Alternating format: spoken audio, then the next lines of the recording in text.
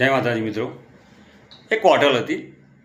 એ હોટલની ત્યાં એક મેનેજર ઘણા સમયથી એવું જોઈ રહ્યો કે એક માણસ આવે છે, પૈસે આપતો નથી અને ફ્રીમાં જમીને જાય છે। આ વાત એને શેઠને કરી।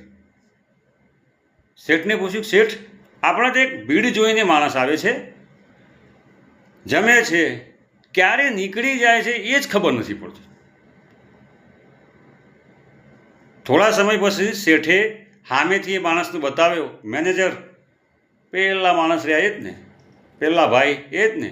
હા, કે એ જ માણસ આવે છે ખરો, ભીડ જોઈને નીકળી ક્યારે જાય એ ખબર નથી પડતી, અને ઘણા કેટલાય સમયથી લગભગ 6 મહિના થઈ ગયા છે, 6 મહિનાથી જમવાનો 1 રૂપિયો આપણને આપ્યો નથી। તો શેઠે કહ્યું, મેનેજર, મેં છેલ્લા 1 વર્ષથી જોઉં છું, કાયમી જમીને જાય છે। તો મેનેજર કહે, શેઠ, તમે કંઈ કહેતા નથી એમને? શેઠે કહ્યું, જો ભાઈ, એ જ્યારે નીકળતો છે, ઘરેથી નીકળતો હોય કે બહારથી નીકળતો હોય, ભગવાનને એવી પ્રાર્થના કરતો હોય કે હે પ્રભુ, હું જે હોટલમાં જમવા જાઉં છું, જેવી કાયમ ભીડ હોય એવી જ તું ભીડ રાખજે, એટલે મને મફતમાં જમવાનું મળી રહે।